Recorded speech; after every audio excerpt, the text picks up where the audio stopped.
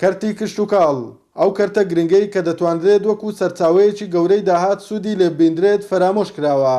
هاوڵاتیانیش بە گرنگی دەزانن حکوومەتی یارێم کەرتی کشت و کاڵ ببوژێنێتەوە و وەکو سەرچاوەیەکی داهات پەرەی پێ بدات. ئومێد دەکەم حکوومەت بەرنامەیەک دانێ بۆ زیاتر بەرفراوەکردنی مەدای کار بۆ تەواوی خەڵکی کوردستان، کارەکان دابەشکاتە وەزارەتی دیکانە، بەرنامە و نەخشە و پلانی تازەی هەبێ.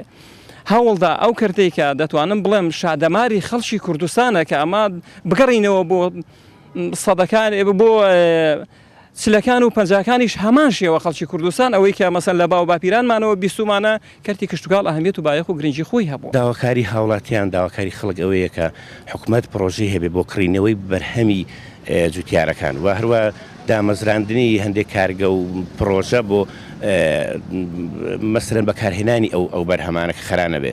بۆ نمونەکە کارگەیەکی دروستکردنی ئاوی تەماتە لە سنووری پشدەرە بێت دەتوانێت جوتیارانی خەڵکی پشدەر تەماتە بکەن یان هەڵگرتنی بە معلباتکردنی بەرهەمە کشتتوکاڵیەکان. لێرە زۆر گونجاوە بەڵام بەتاخەوە حکوومەت گرنگی پێنادات. ئابووری ناسێک پێی وایە بۆژاندنەوەی کەرتی کشتتوکاڵ و گرنگیدان بە بەروبوومی خۆماڵی سوودێکی زۆری دەبێت بۆ زیادکردنی سەرچاوەی داهات لە هەرێمی کوردستان و دەڵێت پێویستە حکوومەت یارێم کەرتی کشتتوکاڵ وەک کەرتێکی گرنگ سیر بکات.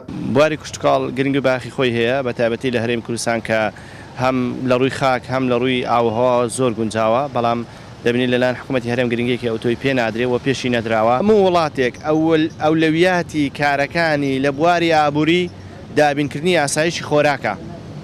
ئاسایشی خۆراکیش بە کشتتوکاڵ دەکرێت. تێگەیشتی ئاسایشی خۆراک لە هەموو دنیادا بە کشتتوکاڵ دەکرێت. لە دوای سەرهەڵدانی قەیرانی دارایی کە بۆ هۆی دواکەوتن و پاشکەوتکردنی موچەی فەرمانبەران ئەمەش کاریگەری لەسەر ژیان و گوزەرانی هاوڵاتیانی یارێم دروست کرد. شارەزایان و ئابووریناسان پێیان وایە پێویستە لە هەرێمی کوردستان لە پێناو زیادکردنی سەرچاوەی داهات پشت بە کەرتی کشتتوکاڵ ببەسرێت و گرنگی بەو کەرتە بدرێت. توانە عومەر، کورسات نیوز، قەزای پشدەر.